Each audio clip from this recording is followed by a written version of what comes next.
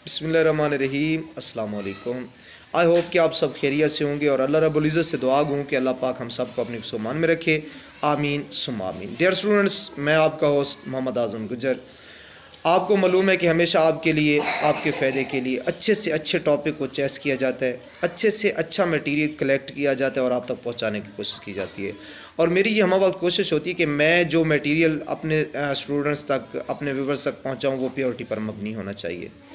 Dear students, आज एक बहुत अहम टॉपिक पे बात करने जा रहे हैं और मैं आपको बताता चलूं कि इल्म व आगाही के इस खूबसूरत सफ़र में मेरा ये एक फ़र्ज़ है, मैं एक अपना ऑब्लिगेशन समझता हूँ कि as a M Phil scholar मुझे अपने जूनियर्स को सपोर्ट देनी चाहिए, सपोर्ट करनी चाहिए उनकी।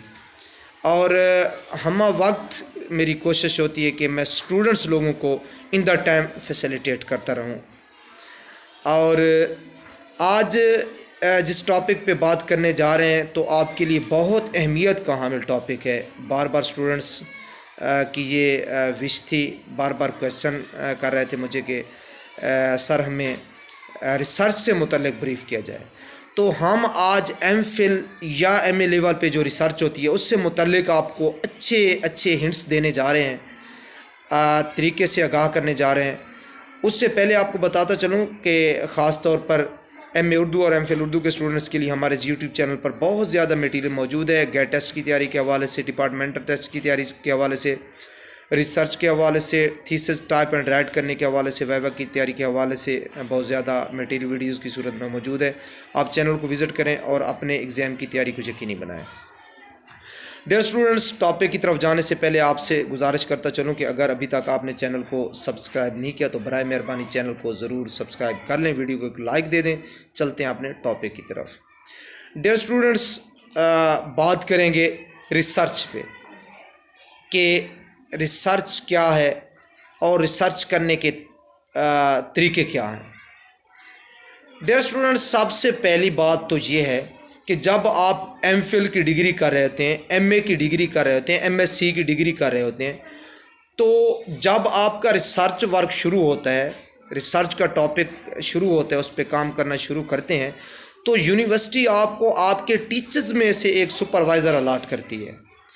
तो आपने हर कदम, हर स्टेप पे अपने सुपरवाइज़र से कांटेक्ट में रहना है कि जब आपको कोई प्रॉब्लम पेश आएगी तो वो आपकी हेल्प करेंगे। एक दूसरी बात, जिस टॉपिक पे आपने काम करना है उससे मुतल्लिक आपको मटेरियल कलेक्ट करना चाहिए। अगर आप किसी शायर पे अपनी रिसर्च करने जा रहे हैं, कोई साइंस का प्रोजेक्ट है, मैं आपको मिसाल दे देता हूँ किसी शायर की, कि आप किसी शायर की अदबी खिदमात पे काम करने जा रहे हैं आप, तो आप उसका मटेरियल कलेक्ट करें, उसकी बुक्स कलेक्ट करें, जितनी उसने बुक्स लिखी हैं वो कलेक्ट करें।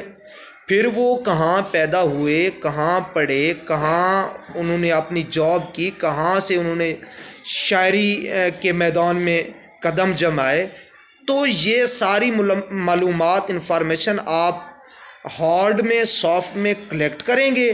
फिर उस पर आपकी अबवाब बंदी ऑलरेडी आपने कर ली होगी, आपके पास आपका सिनॉप्सिस होगा। अबवाब बंदी के लिहाज से शुरू करें।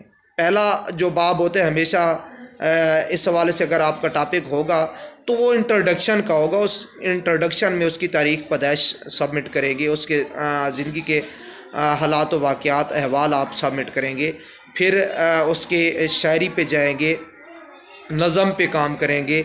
फिर उस के क्या करेंगे, उसने कुछ नसर पे काम किया तो नसर पे लिखेंगे।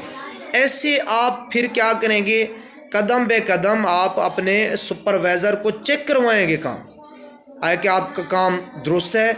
जहां आपकी गलती होगी वो पॉइंट आउट करेगा, आपकी रहनुमाई करेगा, भाई आपने ये काम दुरुस्त नहीं किया, ये लाइन ठीक नहीं लिखी, ये शेर इस तरह नहीं लिखना था, ये कोटेशन इस तरह पुट नहीं करनी थी, आपने इस तरह की है, इस तरह करना है।